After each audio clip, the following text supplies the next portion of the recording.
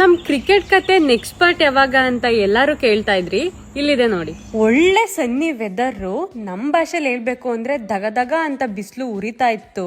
Pitch report ಕೊಡೋಣ ಅಂತ ಹೋದೆ, ಪಿಚ್ಚಲ್ಲಿ ಇರೋ ಗ್ರಾಸ್ ನೋಡಿ ನಮ್ ಊರಲ್ಲಿರೋ ಹಸುಗಳು ನೆನಪಾಗೋಯ್ತು.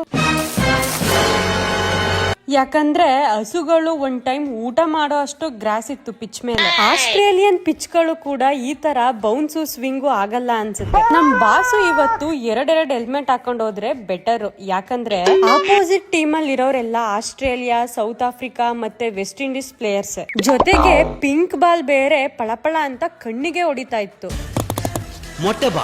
ನಮ್ ಬಾಸ್ಗೆ ಈ ತರ ಪಿಚ್ಚಲ್ಲೆಲ್ಲ ವಿರಾಟ್ ಕೊಹ್ಲಿ ತರ ಟೆಸ್ಟ್ ಮ್ಯಾಚ್ ಎಲ್ಲ ಆಡಕ್ ಬರಲ್ಲ. IPL ಬ್ಯಾಟ್ಸ್ಮನ್ ಗಳ ತರ 6-4 ಆರ್ಸಕ್ ಮಾತ್ರ ಗೊತ್ತು. 4 ವಿಕೆಟ್ ಹೋದ್ಮೇಲೆ ಬಾಸು ಈಗ ಅಖಾಡಕ್ಕೆ ಇಳಿತಾ ಇದಾರೆ. ಎಲ್ಲಾರು ವೈಟ್ ಅಂಡ್ ವೈಟ್ ಅಲ್ಲಿ ಇದ್ರೆ ಬಾಸ್ ಮಾತ್ರ ಜಾತ್ರೆ ಬ್ಲಾಕ್ ಪಡಕೊಂಡ್ ಹೋಗ್ತಿದಾರೆ. ಸೌತ್ ಆಫ್ರಿಕನ್ ಬೌಲರ್ ಬಾಸ್ಗೆ ಬುಂಡೆಗೆ ಬೌನ್ಸರ್ ಹೊಡಿತಿದ್ದಾರೆ. ಬೌನ್ಸರ್ಗೆ ರೋಹಿತ್ ಶರ್ಮನ್ ತರ ಫುಲ್ ಶಾಟ್ ಹೊಡಿ ಅಂತ ಅಂದ್ರೆ ಬಾಸು ಬಸ್ಗೆ ಹೊಡಿತಾ ಇದಾರೆ. ಇಲ್ಲೊಂದು ಸಮಸ್ಯೆ ಖಂಡಿತ ಇದೆ. ಹಂಗೋ ಹಿಂಗೋ ಅವನ್ ಸ್ಟೈಲ್ ಅಲ್ಲೇ 6-4 ಹೊಡೆದು 20 ಚಿಲ್ಡ್ರೆ ಸ್ಕೋರ್ ಮಾಡಿ ಔಟ್ ಆಗಿದ್ದಾರೆ. ಬಾಸು ಕೇವಲ ಬ್ಯಾಟ್ಸ್ಮನ್ ಅಲ್ಲ, ನ್ಯೂ ಬಾಲ್ ಬೌಲರ್ ಕೂಡ. ಬಾಲ್ ನ ಸ್ವಿಂಗ್ ಮಾಡಿ ಆಸ್ಟ್ರೇಲಿಯನ್ ಬ್ಯಾಟ್ಸ್ಮನ್ ನ ಔಟ್ ಮಾಡಲು ಹೊರಟಿದ್ದಾರೆ. ಬೌಲಿಂಗ್ ಅಲ್ಲೂ ಮಿಂಚಿ 2 ವಿಕೆಟ್ ತೆಗೆದಿದ್ದಾರೆ. ಆ 25 ರನ್ 2 ವಿಕೆಟ್ ತೆಗೆದಿದ್ದಕ್ಕೆ ಎಷ್ಟು ಖುಷಿ ಸಿಕ್ತೋ ನನ್ಗಂತೂ ಗೊತ್ತಿಲ್ಲ.